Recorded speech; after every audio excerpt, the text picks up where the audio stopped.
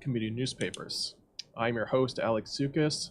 Before we get started, I want to wish everybody a happy feast of maximum occupancy for anyone who celebrated it on Monday the 5th. Well, without a further ado, I'm here with Richard, and we will be discussing the Miami Heat today. Hello, Richard. How are you doing? Doing great, Alex. Thank you. Thank you for inviting me. Oh, no problem. And we get to talk about one of our favorite subject matters, the Miami Heat, and their amazing run. And so that's interesting. Yeah, definitely. A lot of fun. Before we get into any of the playoffs, what do you think about the regular season? We could talk about that for about 30 seconds. Sure.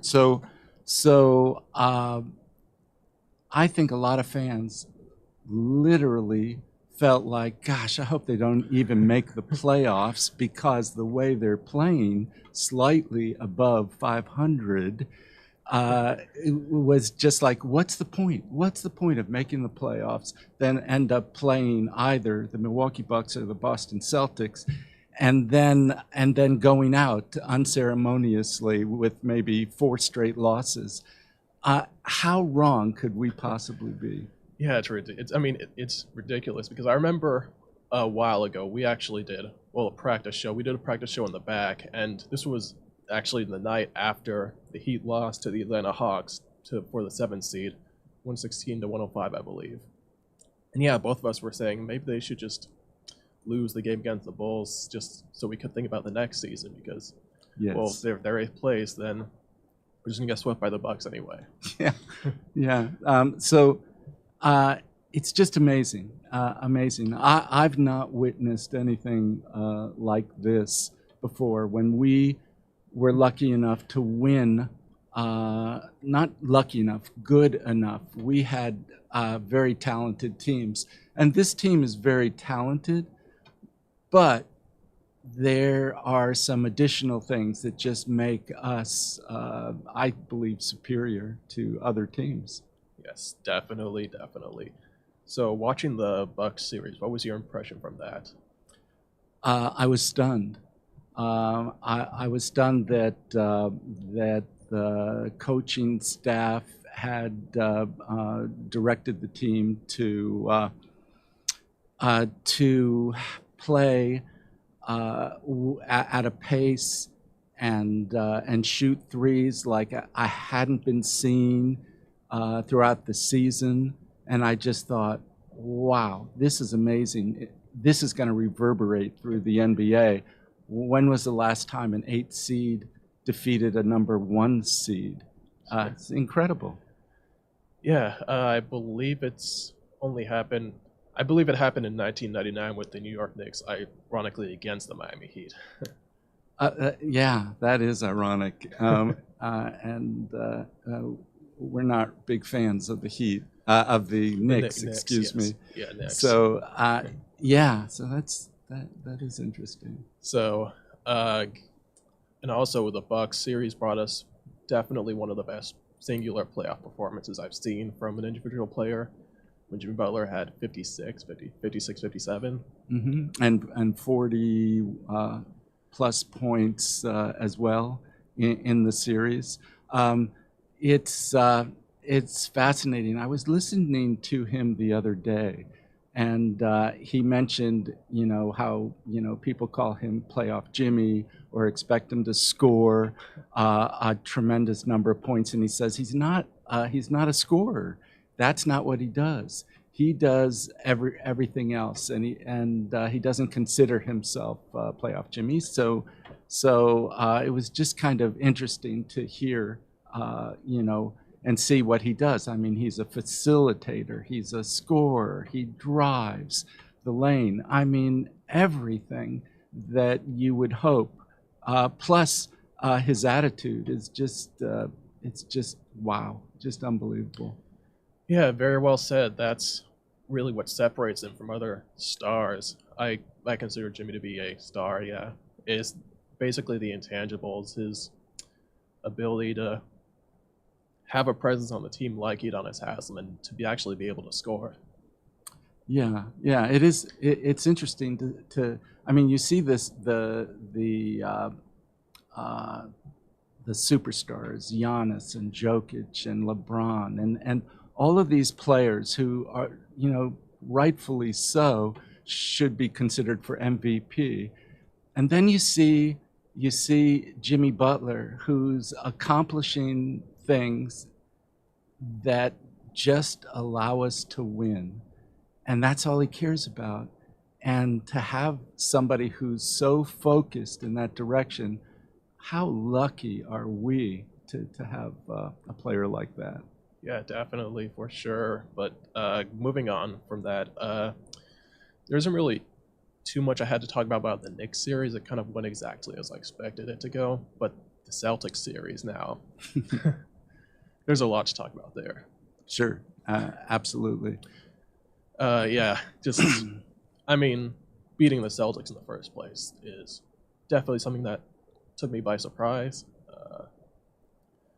Now, the 3-0 deficit, that whole thing, what are your thoughts on that? It was fascinating the way that it played out. I think most Heat fans felt like we had to win Game 6. And if we didn't win Game 6, good luck to us, Game 7 at the Garden.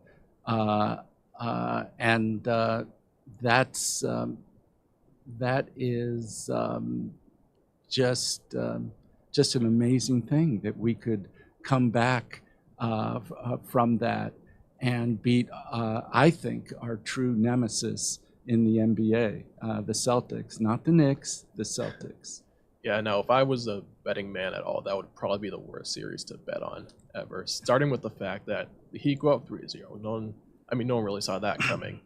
Plus, the Heat were favored by a little bit in Game 4. Then Celtics made a run, tied it up at 3-3, almost made NBA history, but Derek White's game winner at Game 6. That I saw that live. Yeah, that was.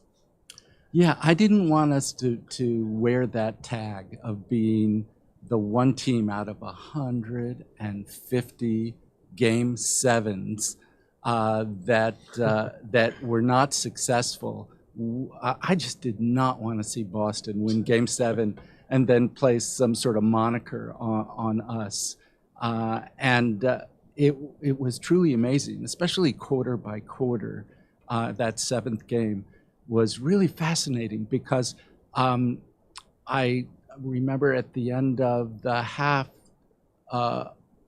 we were up, and then by the end of the third quarter, we were up 10 points, and then we moved to beyond 20 points, and you just knew right then, wow, the Celtics do not have it, and we're creating this, we're doing this, and it was just amazing.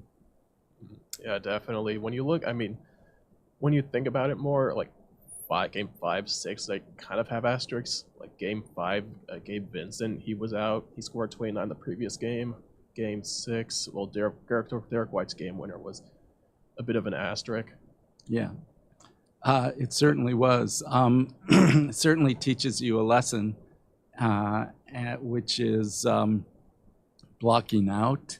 And it's ironic because they put Max Strus, who's supposedly, and I believe is, a better defensive player than Duncan Robinson. Yes. And to see that ball miss, and you're just, in elation.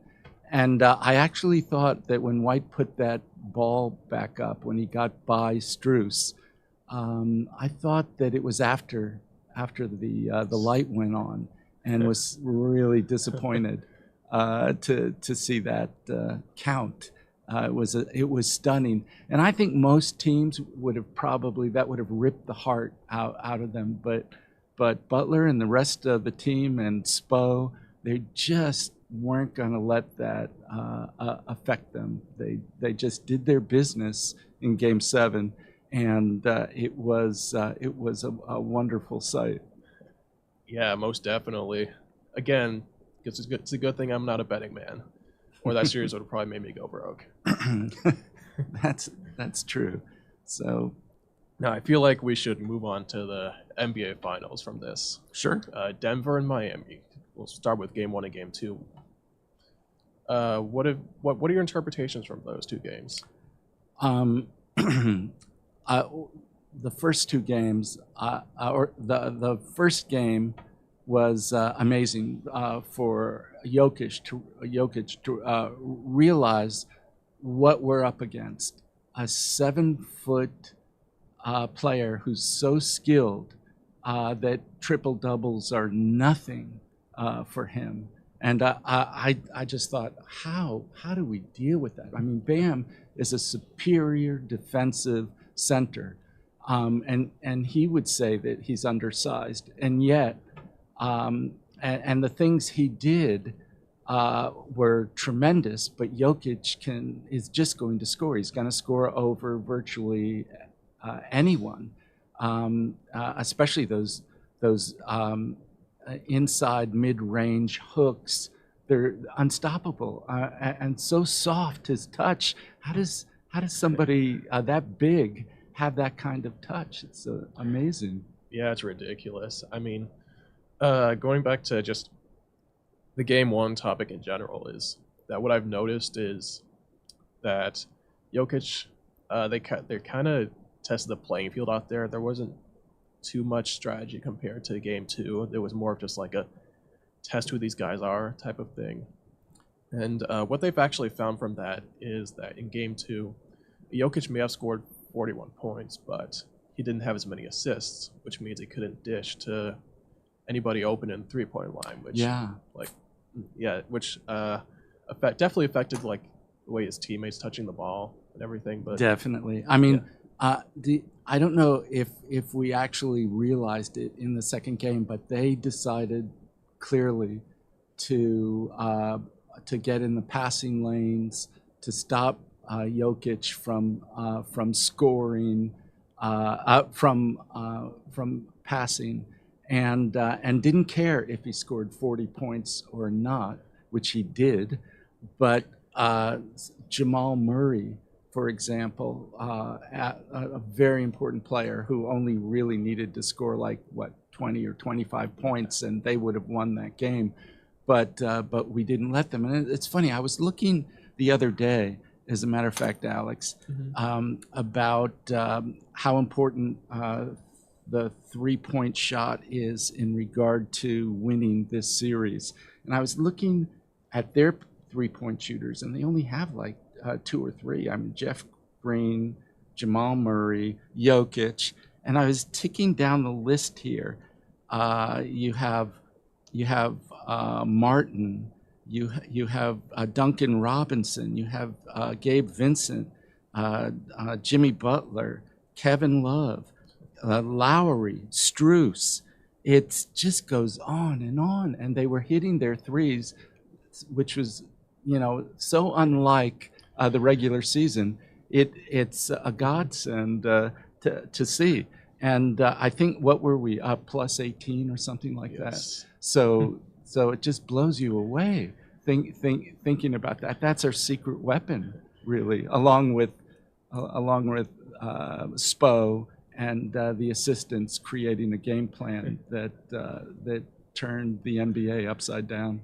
Oh, I don't want to say any comments about the officiating, but we got more than 2 free throws in Game 2, which definitely helped on our favor.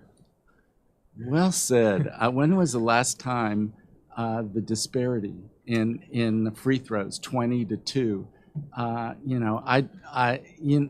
Spo would not bring it up, and nobody else would. We didn't talk about it.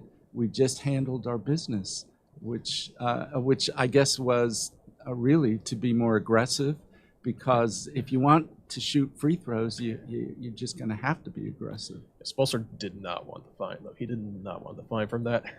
Plus, also, it's an NBA record that actually never happened, where an NBA Finals team got two free throws. Yeah. But yeah, we came back the next game though, so we definitely stole one in Denver, which is one I didn't predict. I thought we were going to steal at least 1 or 2 in Miami, just not Denver.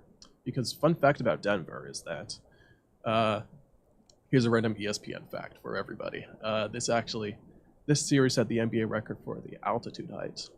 That's right, 5280. They mark it right on the free throw line. So when you're getting ready to take your shot, you realize, oh, I'm playing at 5,280 feet above sea level, and they're used to 6 feet above sea level. So it's like, wow.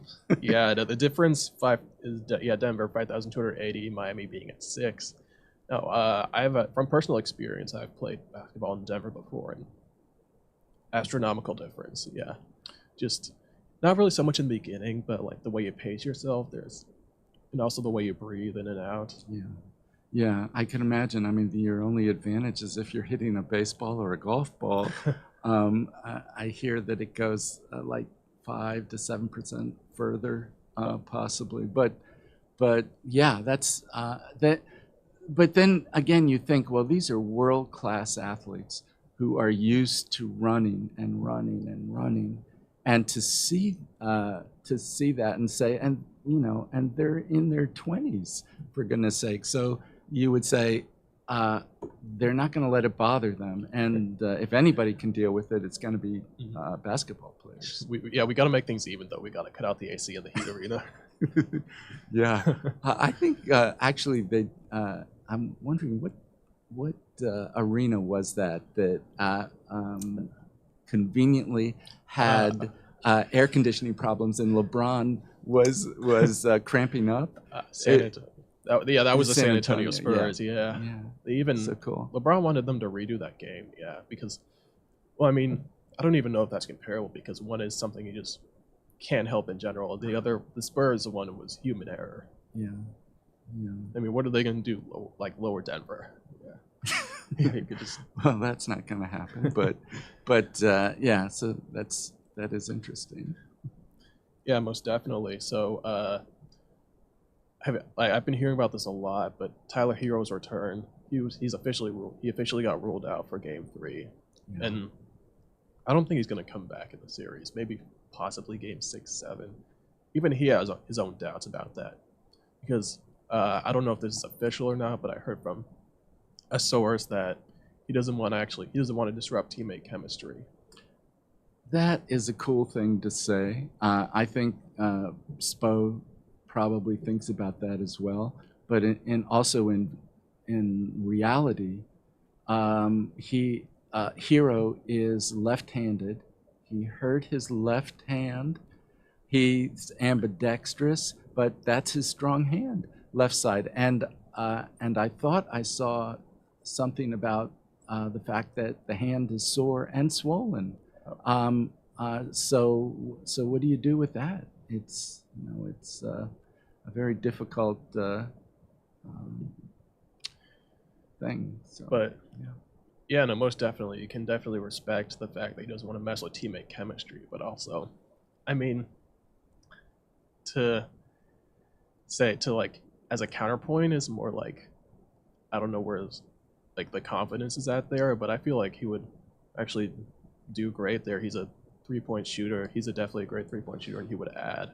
But also, I don't want to risk further injury. That's number one. Did you notice he was shooting with his right hand a lot, and usually he's taking left-handed shots with that 3-point? So, I mean, if anybody is capable of doing that, it would be Tyler. My only concern is, this is the most important stage for NBA players, and it's tough enough mentally to say, I'm just going to get in a groove and hit 3-point shots, and this time I'll do it with my less than dominant hand. So wow, that's a hard thing to do. Yeah, most definitely. So what do you think the Heat need to do tonight in order to secure the victory? Great question, Alex. Yeah, for reference, tonight's Wednesday. Terrific. So I think clearly it's more of the same.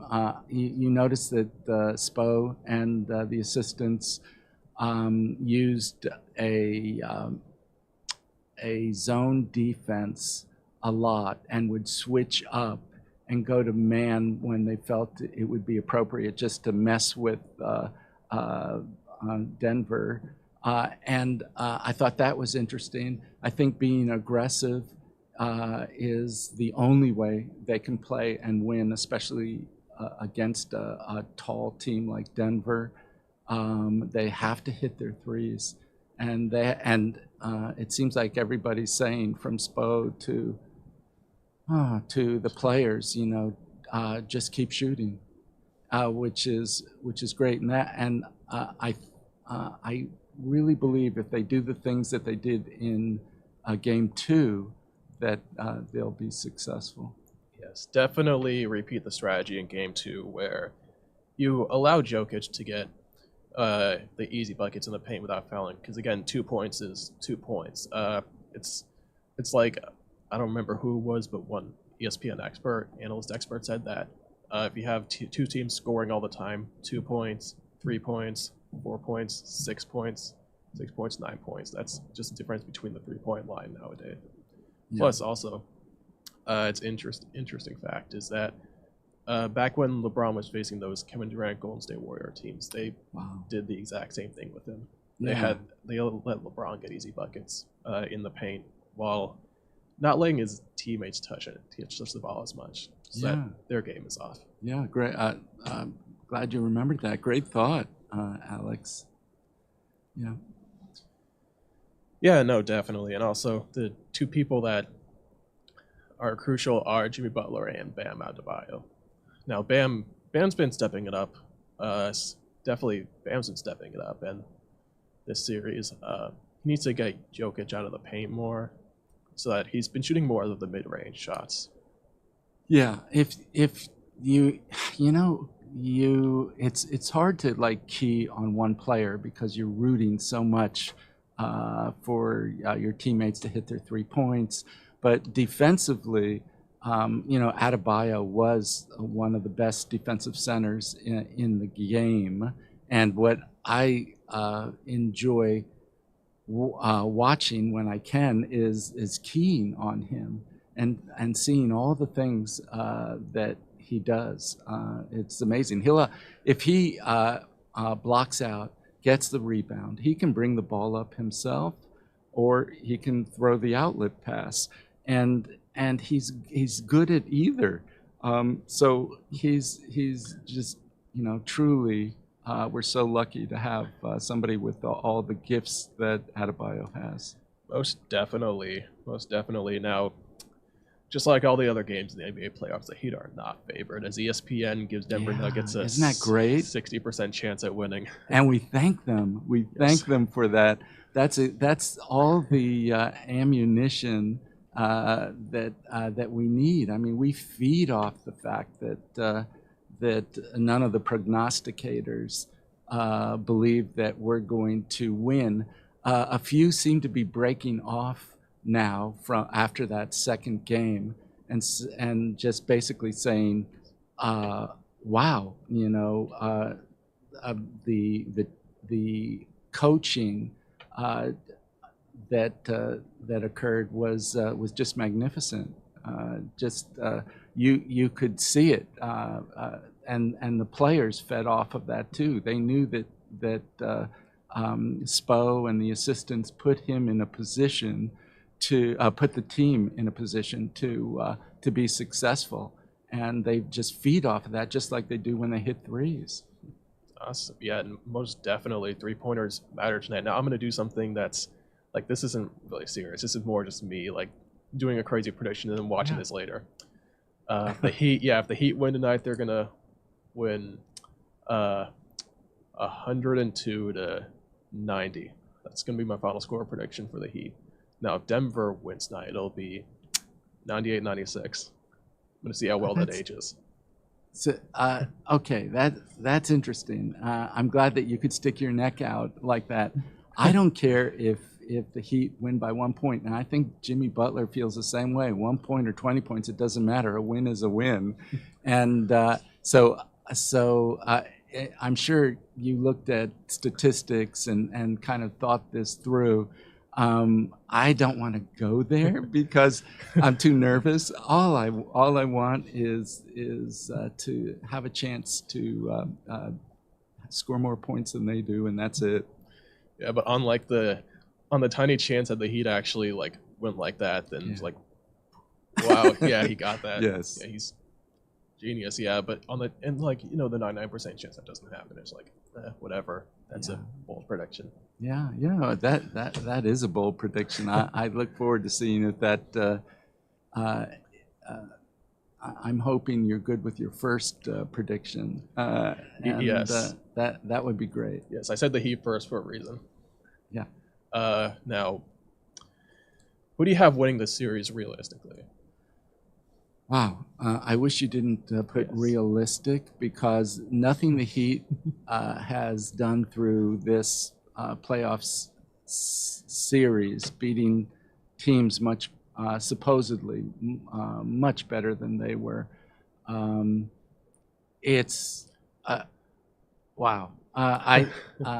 Realistically, I just felt like, wow, this isn't going to happen for us. But reality is something that the players apparently make happen.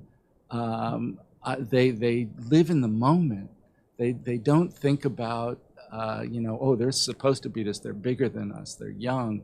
They're so talented, and yet it's fascinating to me that they don't care about any of that. All they care about is performing, and that's what's so exciting and so much fun to watch. Now, if I have to say my prediction, if I'm using my head, which everything I've seen regular season and playoffs, I'm gonna give it to. Yeah, some of the audience won't like me for this, but Nuggets in 6, and well, I got Jokic winning the MVP, Finals MVP. And I'm going to take the opposite position and say Heat in 6 with Butler winning MVP, and Bam picking up something defensively, possibly the Russell Trophy, possibly for his amazing defense if we do in fact win. Wow, that's going to be special. No, that's interesting. Definitely, Jimmy Butler for MVP. I'm not discrediting Butler, but you think anyone else has a chance to swoop in and win Finals MVP? You know, it's funny. I think they were talking about Martin possibly because they did in the Boston game. I think the voting for best MVP was like 5-4, which really stunned me. Butler over Martin, but I mean, I was good with Butler taking it. I just didn't think it would be that close. So it is interesting to contemplate. I think Butler will probably take it. Yeah, I mean, most definitely. When you consider not just this year, but like the past years, 2020, 2021, 2022, if you're thinking about that, then yeah, I'd give it to Butler too. Yeah. Anyway, we have about 40 seconds left. Is there anything you'd like to discuss before we close out? Just to reiterate how amazing our coach and coaching staff are. It's such a pleasure to see how they are just helping the players realize exactly what they need to do, and they do such a great job. Yeah, most definitely. Anyway, this has been a great show. Definitely great discussions, bold predictions that I'm definitely going to look back on later. I also want to reiterate, I also want to wish everyone else again a happy feast of maximum occupancy for those who celebrated it on Monday. This has been Alex Tsoukas, and